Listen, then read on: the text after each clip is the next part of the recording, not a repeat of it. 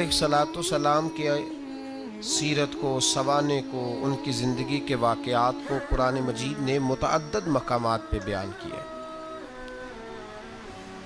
अंबिया किराम अलैहिमुस्सलाम 1,24,000 कम बेश हुए, लेकिन दीन इस्लाम में नबी पाक अलैहिस्सलाम की उम्मत में जो मकाम हज़रत इब्राहीम का है वो बस उन्हीं का है।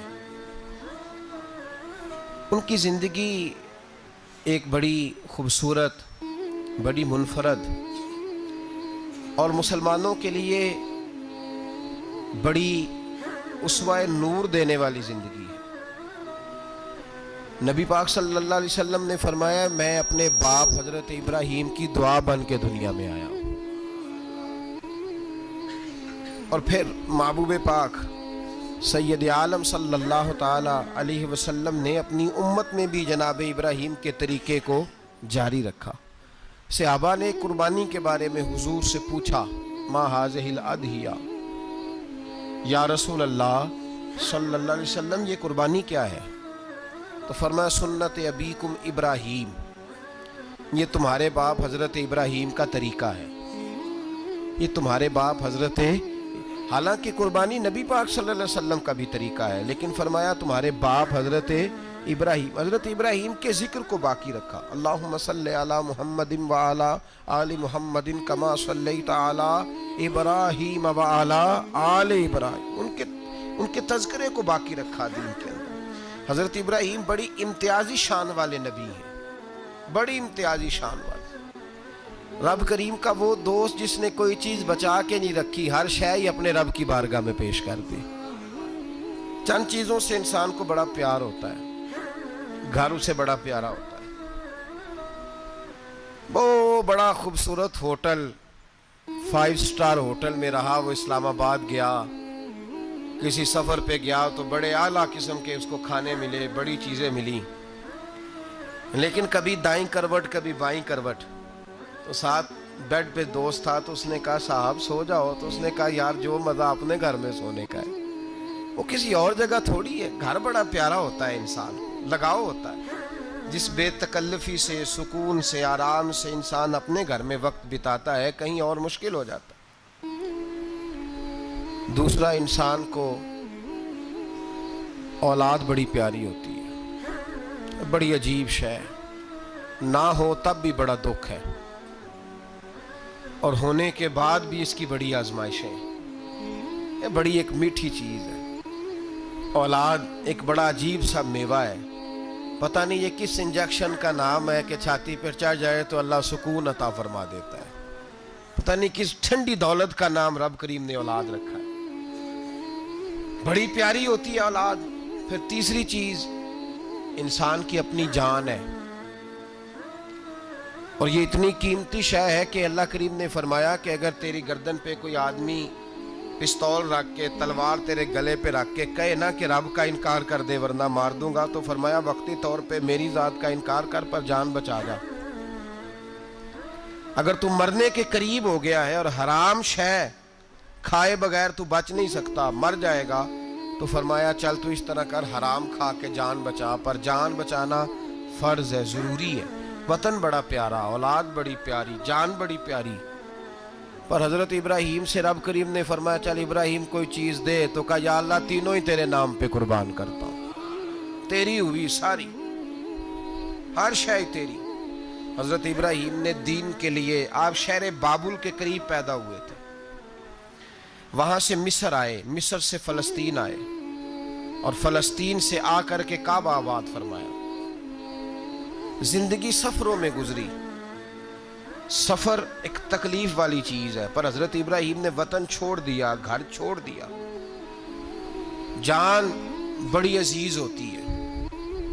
असल में ना जब इंसान जद्दोजहद करता है ना दीन के लिए, तो उसके रास्ते में बड़ी चीज़ें आती हैं, कभी औलाद, कभी घर, कभी बाहर, कभी हुकूमतें, कभी सियासतें, कभी चुदराहटें, उसके रास्ते में बड़ा कुछ आता है और उसे हर चीज़ को फेस करना पड़ता है। घर के अंदर भी जंग होती है और घर के बाहर भी लड़ाई होती है। ये आसान है ही नहीं। हम तो खैर हथियार छोड़ के फेंकने वाले लोग हैं, हम भोले भाले लोग हैं। हम कहते हैं मैंने तो कहा था मेहंदी ना करो, पर बेटे नहीं माने। भोले जो हुए। इसी तरह हालांकि अगर वो बेटा कहे ना कि अब्बा जी लाओ ज़िंदगी में सारा कुछ मेरे नाम करो, तो फिर हम भोले नहीं होते, और उस वक़्त हम तेज़ होते हैं, कहते हैं ये कैसे हो सकता है, हाथ काट के दे दूँ। उस वक़्त नहीं, दीन के मामले में भोले होते हैं। बेटा बद मज़हब के पास जा रहा है तो उस वक़्त हम भोले भाले हैं, कोई अर्ज नहीं। लेकिन अगर वो अपनी पसंद की शादी करे हमें क्रॉस करके, फिर साथ ही हम तेज़ हो जाते हैं। तो हज़रत इब्राहीम ने जब दीन के लिए निकले तो जद्दोजहद की, घर के अंदर भी घर के बाहर भी। आपके वालिद का नाम तारक है, वो तौहीद परस्त थे, ईमानदार थे, परहेजगार थे। आपके चचा का नाम आज़र है, वो बुत परस्त थे, बुत बेचा करते थे। हजरत सैयदना इब्राहीम अलैहिस्सलाम जब मैदान अमल में निकले तो हजरत इब्राहीम अलैहिस्सलाम ने अपने घर से जिहाद शुरू किया। लड़ना पड़ा, घर के उसूलों से, चचा ने जो रिवाज बनाए हुए थे उस रिवाज से टकराए। फरमाया मैं अपने घर के अंदर ये बुत परस्ती नहीं होने देगा। चचा को एक दफा नहीं, बार बार 100 दफा समझाया। आपका चचा बुत बना के बेचा करता था। हजरत इब्राहीम अलैहिस्सलाम थोड़े बड़े हुए तो कहने लगा कि चलो मेरे साथ, तुम भी बुत बेचने हैं, हमारा कारोबार है। हजरत इब्राहीम साथ निकले तो बुत पकड़ा है, गंदे पानी के अंदर उस बुत को डुबोते हैं, कहते हैं किसी ने खरीदना है तो खरीद लो, ना ये नफा दे सकता है ना नुकसान दे सकता है। जो अपना आप नहीं बचा सकता तुम्हें क्या बचाएगा, खरीदना है तो खरीद लो। चचा कहने लगा तू कारोबार चमका रहा है कि तबाह कर रहा है। घर में बड़े मामलात खराब हुए, झगड़े हुए, लेकिन हजरत इब्राहीम अलैहिस्सलाम एक मिनट के लिए भी अपने घर के अंदर भी कंप्रोमाइज करने को तैयार। ये थोड़ा मुश्किल मैंने पहलू छेड़ दिया है, ये थोड़ा मुश्किल पहलू छेड़ दिया है। बड़ा समझदार आदमी है पर बीवी से पर्दा नहीं करा सकता, सियाना है, पंचायत का बंदा है, जो इससे आप कहेंगे वो बात ये सुनाएगा, लेकिन कहता नहीं जी मैंने कोशिश कर ली है।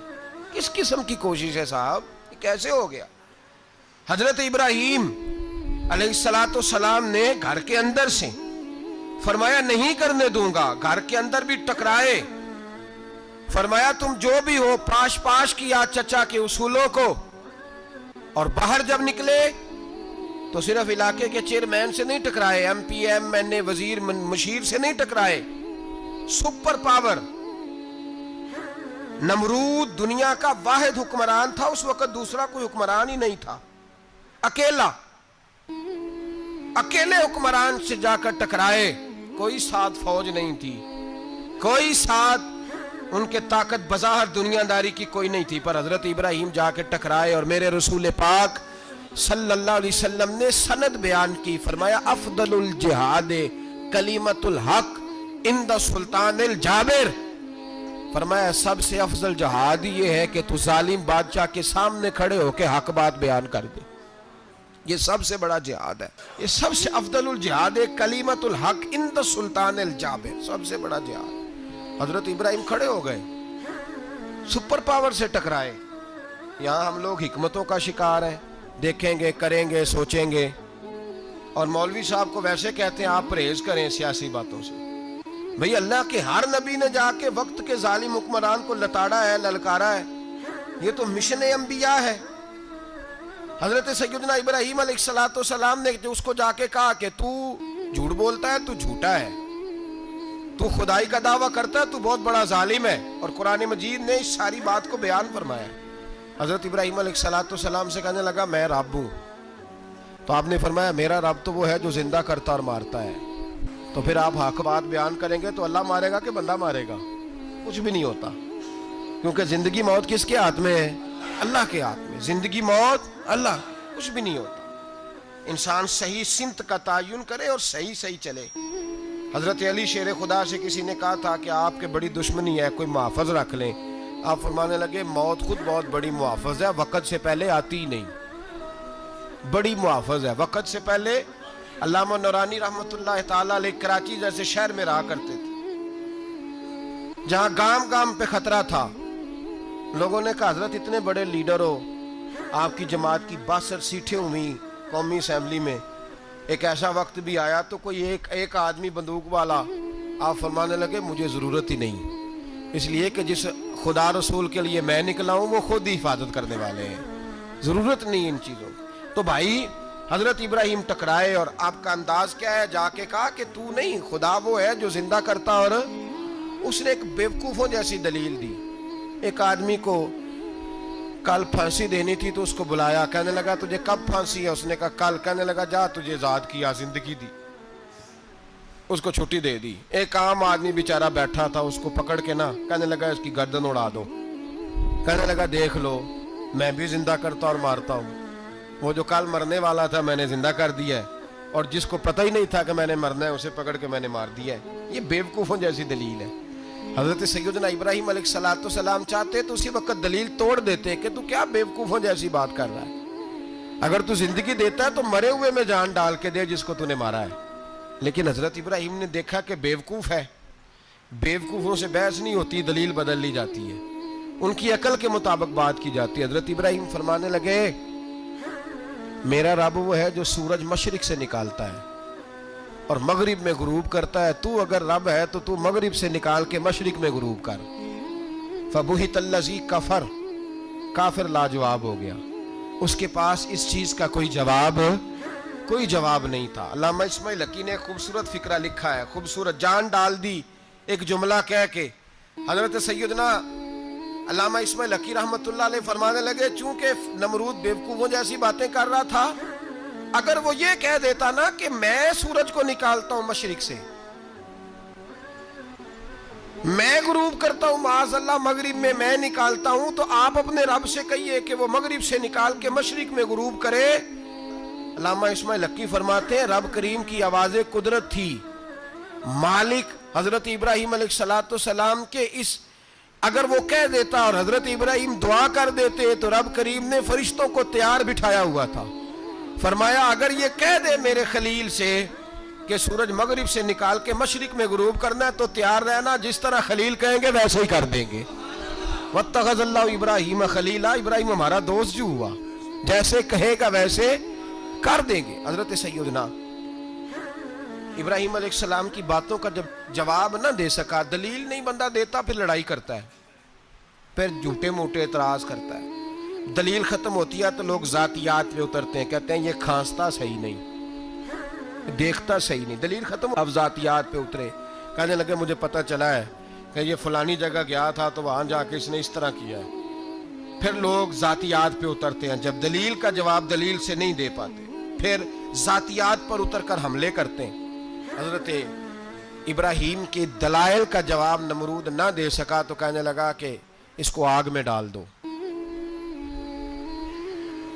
قوم گئی ہوئی تھی ساری، آپ نے بات سنی ہوئی ہے، میں نے صرف اشارہ دینا ہے، میلے پہ.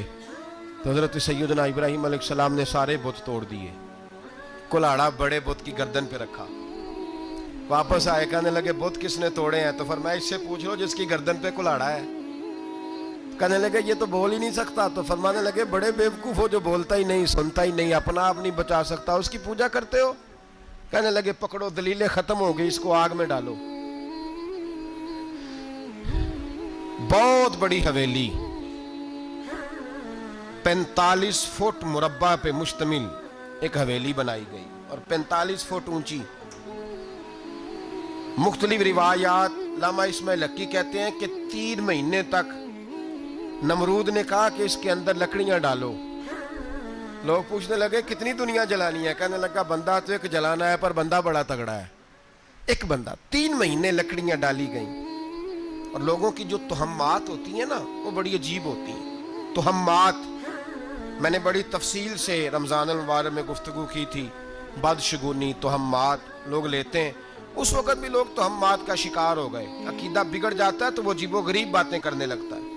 تہمات کا شکار ہو گئے. بیویاں نظر مانتی، میں بیمار ہوں، اگر صحیح ہو گئی تو اتنے من لکڑی دوں گی حضرت ابراہیم کی آگ جلانے کے لیے. ایک عورت لے کے جا رہی ہے لکڑیاں، تو ایک نیک دل آدمی نے اس سے پوچھا کہاں جا رہی ہو؟ کہنے لگی میں نے منت مانی تھی تو حضرت ابراہیم علیہ السلام کو معاذ اللہ جلانے کے لیے لکڑیاں لے کے جا رہی ہوں. تو وہ رب کریم کے بندے کہنے لگے تو ڈھونڈتی رہے گی، تجھے وہ جگہ ملے گی نہیں. وہ بی بی کئی مہینے گھومتی رہی، جگہ ہی نہیں ملی جہاں لکڑیاں ڈالنی، ماری گئی. تہمات کا شکار ہوئے بہت سارے لوگ. تہمات کا بھائی، تہمات دین کے اندر منع ہے. تہمات دین میں کوئی نظر ماننا، کوئی کسی بزرگ کے مزار پہ جا کے سالے ثواب کے لیے کوئی چیز ماننا، یہ تو درست ہوا، لیکن غیر شرعی نظریں مان لینا کہ میں آگ کے گرد چکر لگاؤں گا، میں جناب وہاں جا کے یہ والا تماشا کروں گا، میں دھاگا باندھوں گا، میں رسا کاٹوں گا، میں وہاں گندے اور سے پانی پیوں گا، ان کی شریعت اجازت، یہ توہمات ہیں، بدشگونی ہے، دین میں ان کی کوئی گنجائش۔ آپ نظر ماننے سے پہلے بھی کسی عالم سے رابطہ کریں کہ میں منت مانگنے لگاؤں تو کیسے ماننی چاہیے، اس کا طریقہ پوچھیں، ایسے ہی غلط چیز کی منت تھوڑی مان لی جائے گی۔ بہرحال آمدام برسر مطلب حضرت ابراہیم کے لیے آگ جلائی گئی، 45 فٹ اونچی آگ ہے، پرندہ بھی اوپر سے گزرتا ہے تو نیچے گر جاتا ہے جل کے، اتنے دن لگا کے آگ جلائی گئی۔ اب حضرت ابراہیم کو جلایا جانے لگا ہے۔ یہاں تو موجیں ہے نا، جو کسی ادارے کا سربراہ ہے اس کے لیے موج ہے، کسی جگہ آفیسر بن گیا تو موج ہے، پیر صاحب کے لیے موج ہے، علامہ صاحب کے لیے موج ہے، خطیب صاحب کے لیے موج ہے۔ جلنا کس کو پڑتا ہے؟ وہ علی کوئی نہیں رہا اللہ ماشاءاللہ، وہ لوگ گزر گئے جو تکلیفیں سہ کے کام کرتے تھے، گزر گیا زمانہ۔ حضرت سیدنا ابراہیم علیہ السلام کو جلایا جانے لگا ہے تو اب اتنی بڑی آگ ہے تو ڈالیں کیسے؟ شیطان نے تجویز دی کہ منجنیق بناؤ، منجنیق، بڑے بڑے بانس باندھ کے ان کے نیچے رسا باندھو، وہ جس طرح جھولنے کے لیے جھولا بنایا جاتا ہے اس طرح ایک منجنیق پرانے زمانے میں اس میں پتھر رکھ کے پھینکے جاتے تھے دشمنوں پہ، وہ منجنیق بنائی گئی کہ دور سے حضرت ابراہیم کو پھینکیں گے، ہاتھ حضرت ابراہیم کے باندھ دیے، پاؤں مبارک باندھ دیے، پوری زمین پہ ایک نام لینے والا خدا کا، اور اس کو آج رسیوں میں جکڑا ہوا ہے۔ جب پھینکا جانے لگا نا آگ میں، حوریں رونے لگی، فرشتے تڑپنے لگے، اے اللہ یہ کیا ہونے لگا ہے، ایک تیرا خلیل اور وہ بھی آگ میں۔ فرمایا جاؤ جا کے اس سے کہو اگر تمہاری مدد لیتا ہے تو اسے بچاؤ۔ ہوا کا فرشتہ آیا، کہا ابراہیم اگر تو کہے، او بھائی ان چیزوں کو کہانی سمجھ کے نہ سنا کریں، یہ داستان نہیں، یہ وہ طریقے ہیں جو ہمارے رسول نے ہمیں اپنانے کا حکم ارشاد فرمایا ہے، جو عقیدے، یہ وہ نظریات ہیں جو ہمیں اوڑھنے کو کہا گیا، اپنے رب کریم کی رضا پہ راضی رہنے کے یہ وہ خوبصورت مواقع ہیں صوفیاء نے جن کو بنا کر سمجھا کر ہم تک پہنچایا ہے۔ یہ ہے اہل طریقت کی باتیں، وہ کہتے ہیں یار جس حال میں رکھے راضی رہنا ہے۔ حضرت ابراہیم علیہ السلام کو پھینکا جا رہا ہے، فرشتہ آیا، اے اللہ کے خلیل اگر حکم دو تو اتنی ہوا چلاؤں کہ نمرودی جل جائیں سارے، آگ ان پہ پھینک دی جائے۔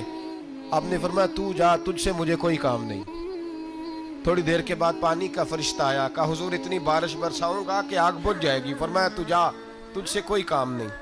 اب جب منجنیق میں رکھ دیے گئے، آگ میں جانے کا لمحہ ہے، تیاری ہے، حضرت جبریل امین حاضر خدمت ہوئے، کہا ابراہیم کوئی حاجت؟ فرمایا تجھ سے کوئی نہیں۔ کہا چلو مجھ سے نہیں تو رب کریم سے ہی بات کر لو، مجھے پتا ہے میں چھوٹا ہوں، آپ مجھ سے مدد کیوں لوگے، رب کریم سے ہی بات کر لیں۔ تو حضرت ابراہیم کہنے لگے جبریل یہ بتا، رب کو نہیں پتا اس کا خلیل کس حال میں ہے، اسے نہیں پتا میں کس حال میں ہوں، میرے ہاتھ بندے ہیں، پیر بندے ہیں آگ میں، اسے نہیں پتا، بتایا تو اسے جاتا ہے جس سے خبر نہ ہو، تو اگر اسے پتا ہے تو اگر وہ جلانے پہ راضی ہے تو میں بھی جلنے کو تیار ہوں، میں تیار ہوں، میں تیار ہوں، اسے کہو ٹھیک ہے۔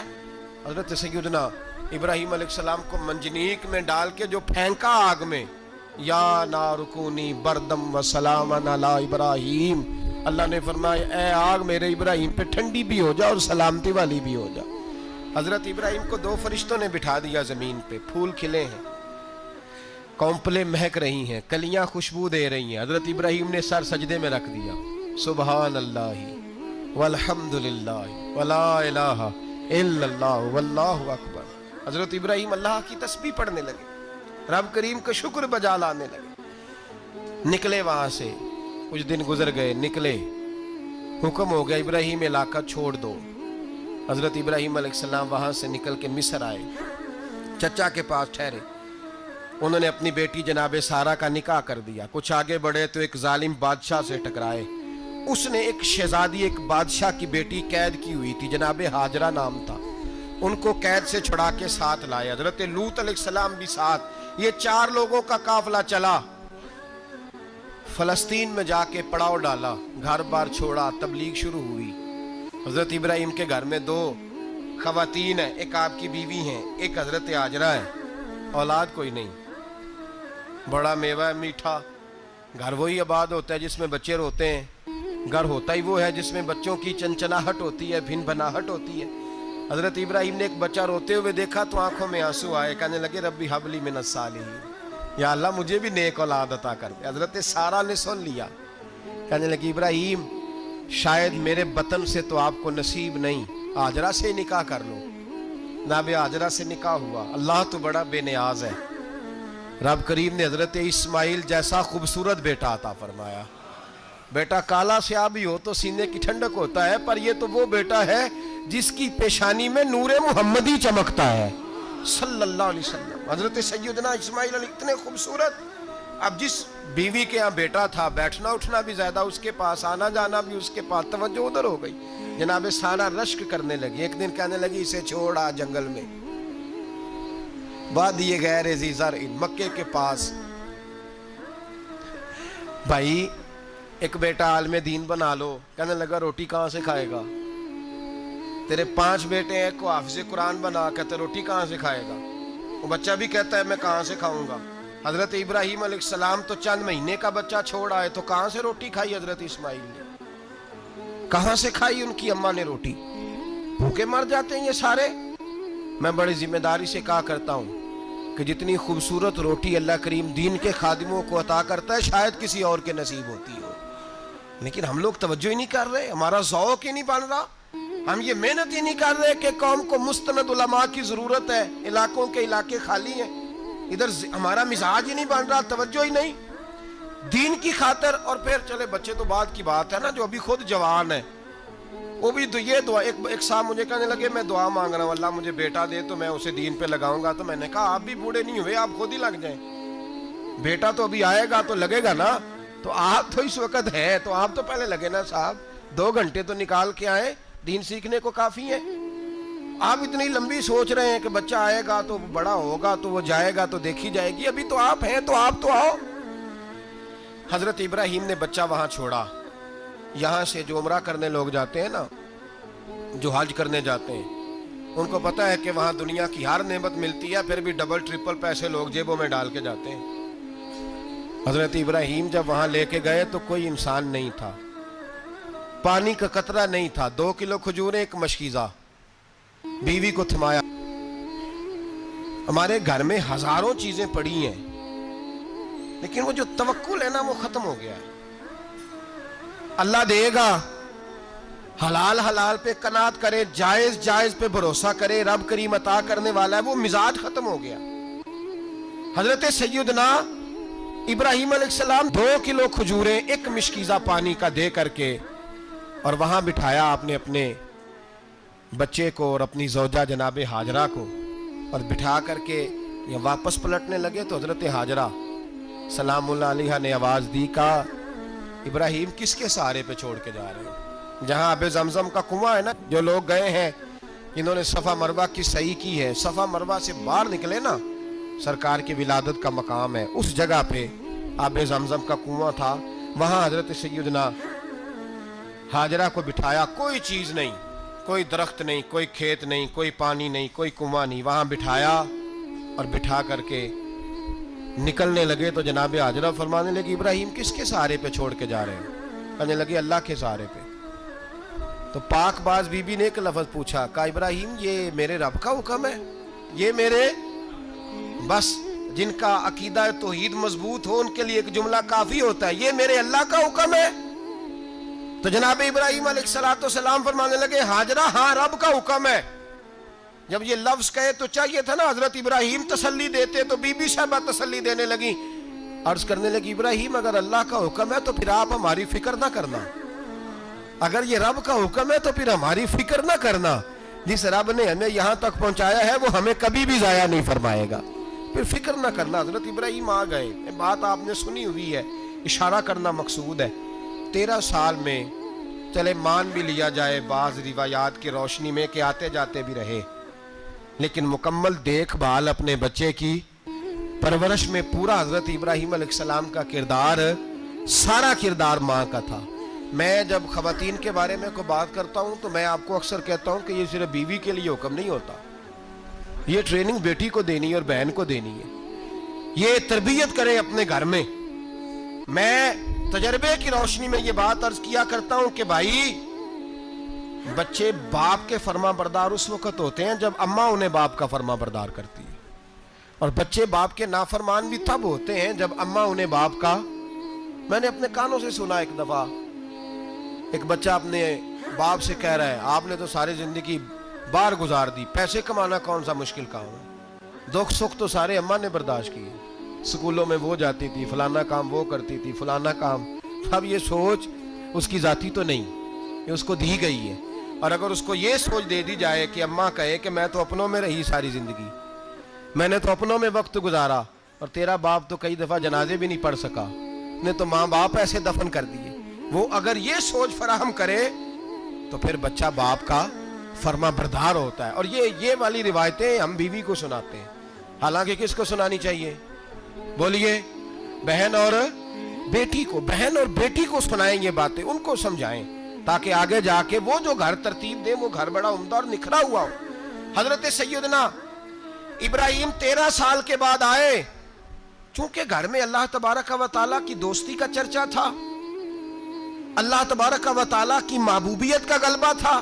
13 سال کے بعد فلما بالغ معہ سعیا، بیٹا جب اتنا بڑا ہوا کہ ساتھ چلنے لگا، تو حضرت ابراہیم نے اپنے بیٹے کو بلا کے کہا بیٹا مجھے خواب آئی ہے، میں تجھے ذبح کر رہا ہوں، تیری کیا رضا ہے؟ تو حضرت اسماعیل کہنے لگے یا ابت افعل ما تؤمر، ابا جی اللہ جیسے حکم دیتا ہے میرے ساتھ ویسے ہی کریں، جیسے اللہ حکم دیتا ہے ویسے ہی، بولیے، ویسے ہی کریں۔ حضرت حاجرہ کو کہا کہ ایک دوست نے دعوت کی ہے تو وہاں جا رہے ہیں، بی بی مطمئن ہے، تفصیلات کی ضرورت نہیں، ختم بات، اعتبار ہے، مطمئن ہو گئی۔ شیطان پیچھے سے آیا اماں کے پاس، ذرا تھوڑی دیر کے لیے تصور جمائیے، یہاں تو پڑوسن آ کے کوئی بات بتا دیتی ہے خاوند کے بارے میں تو کئی مہینے جھگڑا جاری رہتا ہے، پڑوسن محلے دار۔ شیطان نے آ کے بتایا لفظ کیا ہے؟ کہا حاجرہ تمہیں پتا ہے کہاں جا رہے ہیں؟ کہا دوست کی دعوت میں۔ تو کہنے لگے دوست کون ہے؟ رب کریم، اور ابراہیم کا خیال ہے کہ اس رب نے مجھے حکم دیا ہے کہ میں ذبح کروں۔ تو حضرت حاجرہ کہنے لگی کبھی باپ بھی بیٹے ذبح کرتے ہیں؟ شیطان کہنے لگا ان کا خیال ہے کہ ان کے رب نے حکم دیا ہے۔ جناب حاجرہ فرمانے لگی اگر رب نے حکم دیا تو پھر تو مجھے شیطان لگتا ہے، تو مجھے شیطان لگتا ہے۔ کہا کیا مطلب؟ فرمانے لگی اگر رب کریم کا حکم ہے تو میرے پاس ایک اسماعیل ہے، اگر 1000 بھی ہوتے میں سارے اللہ کے راستے میں پیش کر دیتا، دے دیتی، مالک کا ہی تو ہے سارا کچھ، اسی کا ہے، اس میں لیت اللہ کی کیا گنجائش؟ حضرت سیدنا ابراہیم علیہ السلام نے بیٹے کے حلق پہ چھری رکھ بھی دی اور چھری چلا بھی دی، رکھ بھی دی، اور وہ تو اللہ کریم نے فرمایا یا ابراہیم قد صدقت الرؤیا، ابراہیم تو نے خواب سچا کر دکھایا، قیامت تک تیرا نام رہے گا۔ حضرت ابراہیم نے وطن بھی دیا، جان بھی دی، بیٹا بھی، اللہ کریم نے دمبے دیے، فرمایا یہ فدیہ ہے۔ اب یہ قربانی قیامت تک حضرت ابراہیم کے طریقے کے مطابق جاری ہے۔ حضرت ابراہیم بہت بڑے مہمان نواز تھے، بہت بڑے۔ آپ جب مصر میں قیام تھا تو بڑے بڑے لمبے چوڑے لنگر پکتے تھے، لوگ آیا جایا کرتے تھے، بڑا تفصیل کے ساتھ کھانا ہوتا تھا۔ مہمان نوازی آپ کی خاص صفت مبارکہ ہے، ہمارے ہاں بھی مہمان نوازی ہوتی ہے امیروں کی، بلکہ اب تو مہمان نوازی اس طرح کی ہے کہ کل تیری میرے پاس دعوت ہے اور پرسوں میری تیرے پاس ہے، وہی امیروں میں وہ چکر رہتا ہے، پارٹیاں دوست ایک دوسرے کو ڈالتے ہیں، تیری طرف پارٹی تیری طرف، اور اسی انداز میں اب یہ عید آئے گی نا ٹکا پارٹیاں ہوں گی جگہ جگہ، اور لوگ سوال پوچھنے لگے ابھی سے، کہتے ہیں قربانی کا کتنا گوشت گھر رکھنا جائز ہے؟ قربانی کا کتنا گوشت گھر رکھنا جائز ہے؟ سارا ہی جی، اس لیے فریزر لے لے، فریج سے نہیں کام چلے گا، سارا ہی جہاز گھر رکھنا سارا ہی جائز ہے، رکھ لے۔ او خدا کے بندے، قربانی وہ بندہ دیتا ہے جو سارا سال ہی گوشت کھاتا ہے، صحیح کہہ رہا ہوں؟ قربانی صاحب نصاب صاحب استطاعت بندہ دیتا ہے نا، تو وہ سارا سال ہی گوشت، سارا گھر میں رکھنا بھی جائز ہے، لیکن سارا دے دینا بھی تو جو آ رہی ہے اس پہ کیوں توجہ کرتے ہو؟ جو دوسرا جائز ہے اس پہ کیوں نہیں عمل کرتے؟ سارا تقسیم کر دیں، بات ختم ہوئی۔ یقین کریں محرم میں جا کے دوست ٹیلی فون کر کے سوال پوچھتے ہیں، کہتے ہیں صاحب سنا ہے قربانی کا گوشت محرم میں کھانا جائز نہیں۔ میں کہ نہیں، ربیع الاول چ بھی جائز جے، رجب رمضان تک کھاؤ، کوئی بندہ نہیں منع کرتا، اس لیے کہ کسی کو دینا تو پسند ہی نہیں۔ یا پھر اس میں سے جو خاص خاص چیزیں ہیں وہ اپنی فریج میں، اور باقی جو ہے وہ دوسروں کے لیے۔ یہ کیا طریقہ ہے ہمارا؟ اور اسی پہ عمل ہے۔ اللہ تبارک و تعالی ہمیں سمجھنے کی توفیق عطا فرمائے۔ حضرت ابراہیم بہت بڑے مہمان نواز تھے، صرف قربانی نہیں دیتے تھے، سارا سال بہت سارا لنگر، بہت سارا کھانا پینا، بہت ساری چیزیں جاری رہتی تھی۔ اور جتنے غریب لوگ تھے فلسطین کے، ان کو پتا تھا کہ حضرت ابراہیم علیہ السلام کا لنگر جاری ہے۔ فلسطین میں جب آپ کا قیام تھا، ایک دفعہ ڈھیروں مہمان آ گئے اور کھانے کو کوئی چیز نہیں۔ حضرت سارہ اور جناب ہاجرہ دونوں اس وقت موجود تھیں۔ وہ کہنے لگی ابراہیم بہت سارے مہمان آ گئے ہیں تو کیا کریں؟ جناب سارہ کہنے لگی کس طرح کر کے ان کی مہمان نوازی کرنی؟ اور حالات یہ ہیں کہ قحط پڑا ہوا ہے فلسطین میں، مصر میں، دور دراز علاقوں میں۔ تو حضرت ابراہیم کہنے لگے یہ اللہ کے مہمان ہیں اور ہمیں رب کریم کا بندہ سمجھ کے آ گئے، اللہ ہی بندوبست کرے گا۔ فرمانے لگے میرا مصر میں ایک دوست ہے، وہ قحط کے دنوں میں غلہ جمع کر لیتا ہے، میں اس کی طرف پیغام بھیجتا ہوں، مجھے امید ہے وہاں سے غلہ ملے گا۔ 2 3 5 اونٹ والے غلام بلائے اور ان کو کہا کہ جاؤ غلہ لے آؤ مصر کے دوست سے۔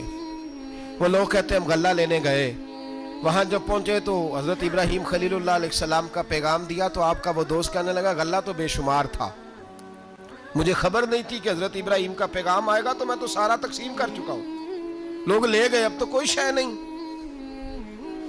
اب وہ خالی آ گئے 5 کے 5 اونٹ۔ جب خالی آئے تو حضرت ابراہیم کی حویلی کی دیواریں چھوٹی چھوٹی تھیں، ان غلاموں میں سے، خادموں میں سے، آپ کے ان چاہنے والوں میں سے ایک کہنے لگا یار وہ غریب تو انتظار کر رہے ہوں گے کہ غلہ لینے گئے ہیں، ہمیں روٹی ملے گی۔ چھوٹی چھوٹی دیواریں ہیں، وہ جب دیکھیں گے نا خالی آ گئے تو انہیں تکلیف ہوگی، اس طرح کرو بوریوں میں ریت بھر لیتے ہیں، ریت بھر کے لے جاتے ہیں، بعد میں اندر رکھ کے انہیں سمجھا بہلا لیں گے یا حضرت ابراہیم کو بتائیں گے، وہ خود ہی ان لوگوں کی دلجوئی فرمائیں گے۔ اب غلہ کی جگہ ریت بھر کے اونٹوں پہ رکھ کے لائی گئی، لا کے بوریاں جب رکھ دی گئیں، حضرت ابراہیم علیہ السلام دوپہر کے وقت آرام فرما رہے تھے۔ بی بی سارہ اٹھی، کہتی ہیں جب میں نے دیکھا نا کہ بوریاں پہنچ گئی ہیں تو گئی، غلام کو ساتھ لیا اور اس کو جب کھولا نا تو کہتی ہے اتنی حسین گندم میں نے پہلے کبھی دیکھی نہیں تھی، اتنا پیارا دانہ میں نے کبھی ملاحظہ ہی نہیں کیا تھا۔ فرماتی ہیں جب اس کو پیس کر چکی میں روٹیاں پکائیں تو خوشبو دور دور تک پھیل گئی، اعلیٰ غذا بنی، بڑے بڑے کھانے بیبیوں نے مل کے پکائے، چن دیے گئے۔ حضرت ابراہیم اٹھے تو لوگ کھانا کھا رہے، سجدہ شکر ادا کیا، اور جب سجدے میں گئے تو وحی آنے لگی، پھر رونے لگے۔ جب پلٹ کر باہر تشریف لائے تو جناب سارہ کہنے لگی ابراہیم تمہارا مصری یار بڑا اچھا ہے، اس نے اتنی اعلیٰ گندم بھیجی ہے کہ اتنی تو میں نے پیاری گندم کبھی دیکھی نہیں۔